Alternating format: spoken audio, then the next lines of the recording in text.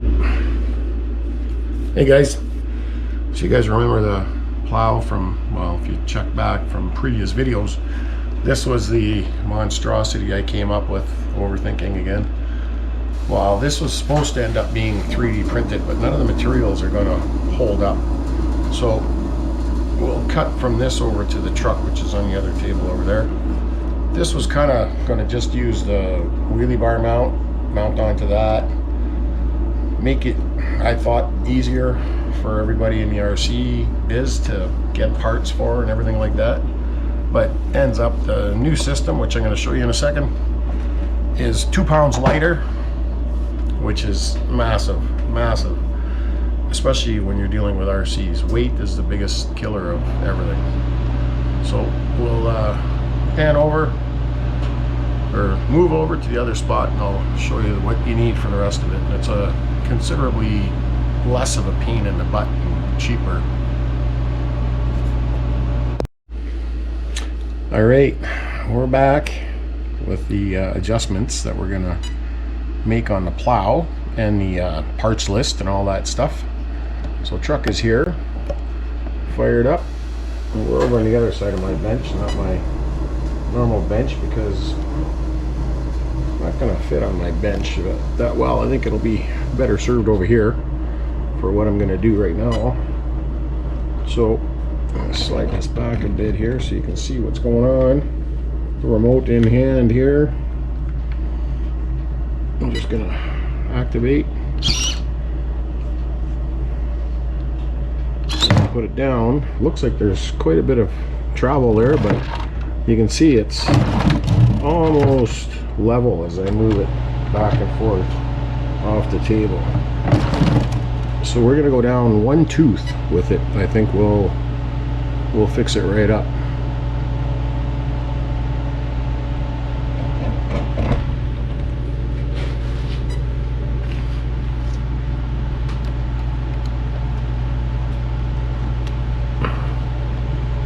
Well, I'm hoping anyways. I think it will.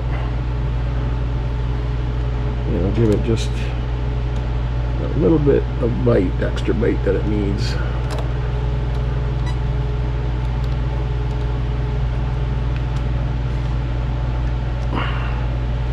That's a strong servo too. 45 kg that one. Just an Amazon special. I'm trying to keep this thing so it's mostly hobby parts. Didn't work out that way with the first blade, as the first blade ended up needing more 3D printed parts. Here we go, let's try this.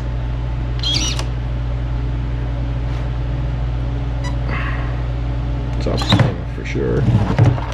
There it goes, it's down considerably more. And there's still enough pull there that the cable will catch it and not smoke the servo like it did in the past. So I think at this point we can power the truck off, and I can give you a bit of a rundown with it. So this is this truck is known as Cerberus. It's in some other videos. With this system and this gearing, currently it's gone 66 miles an hour with Gens Ace 7500 milliamp HV batteries, but they fell on their face with lipo cutoff turned off. And I haven't run them with my big boys yet. Let's power this guy off. So we're going to do that next once the snow's gone. So at 66 miles an hour with Badlands, we're going to put on the Gone Bananas on Iron Man right over there, who's slumbering away, and see if we can get 70 miles an hour out of this combo. Let's well, I guess we can unplug these for now.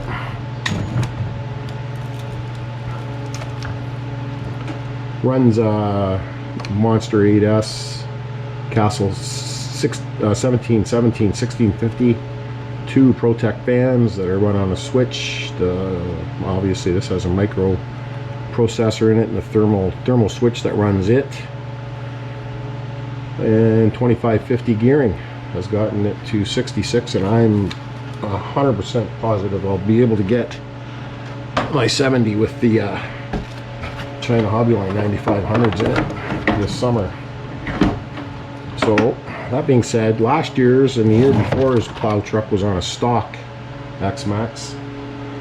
This is a bit overkill. You don't need this at all. So once we flip this over, you can see what's going on here a little bit better. The mount up here is it's just a two-wheel drive servo bell crank holder from a two-wheel drive Bandit or Rustler, part number 3729. And I just mount the servo. I cut the servo bell crank horns off it, mount the servo in its place that it comes with, and then back it with a piece of steel plate through the bumper. That's on a previous video. You can check that out. Two little 20mm tubing spacers, and just bolt it to the bumper, and then it's bolted down to this plate, which is from Canadian Tire. You can get them at Home Depot, Lowe's, anywhere you're at. This here is just 2 by 1/4 inch flat bar. Then it went to 1 by 1 1/8 inch angle iron here, and then just some extra bolts I had kicking around. 2-inch cabinet or door hinge. I put this is a sledge hinge pin I put in here, just because I tapped out the actual hinge pin that come with the hinge, and once I did that, the knurl got so loose it wouldn't stay in again. So you might want to just get yourself a bolt to put in there. But that's about it. And you can, the blade itself is a 45-gallon drum my buddy Paul had, and he cut it into a whole whack of pieces for us. I've made 2 of these blades, one for him to test out and mine. And it's the way to go, I think. But that being said, not a lot of people are going to be able to get their hands on a 45-gallon drum, or have a skill saw, or want to cut it up. So all you need is just this assembly to screw onto the truck, and an angle iron here, and you could probably cut a 5-gallon pail in half and bolt it onto the angle iron or something else. The main gist of it is that you have that assembly is there now that you can use to lift whatever you want up. And some other people have asked if you could put it onto a Max or anything like that, and I can't see why you couldn't, because it's just a downsized version. So it makes it really simple as far as I'm concerned.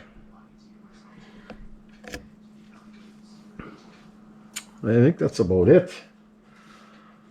Oh, and then we lined the blade with a piece of PEX pipe. I just sliced it in half, put it on there, because if it has too sharp a cutting edge, it digs in and stops the truck. And then what happens when it stops, the truck will end up being overpowered with the studs in the wheels. It'll end up overrunning the blade and breaking something. That's why it's got the limiting cable here to stop that, because I've actually stripped the servo and blew the electronics out at the same time. So I don't want that to happen again. So that should be about it, I think. Just got some little notes I wrote to try to make sure I'm covering everything. That should, if you have any questions or anything like that, just let me know, and I'll see what I can do as far as answering them. And yeah, we'll see how the testing goes. We might end up putting some bracing in, depending on how well it holds on to this drum. But for the most part, I'm thinking this is way better than the other setup. I just overthought that one, and the 3D printing wasn't going to work the way I thought it was going to. It's just not all that.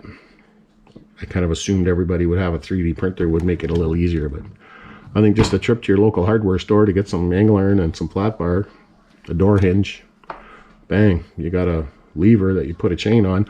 Oh, the chain is, this was a hard part to find at one point. I couldn't find anything. Paul found that. That's a sash chain, and it's not welded link, but it's pinched and folded over each other so it cannot pull apart. So that's the best bet. In Home Depot, Lowe's, everybody stocks that. So that's sash chain. All right, there you go. Carry on and RC on. Have fun. Stay safe.